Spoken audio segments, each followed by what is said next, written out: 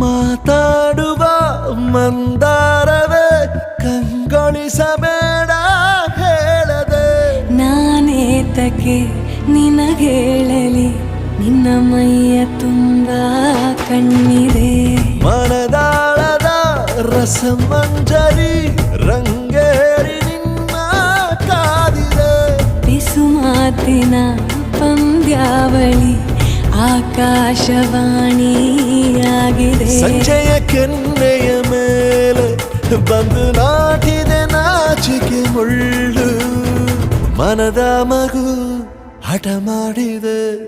ಮಾಡುವ ಕೊಂಗ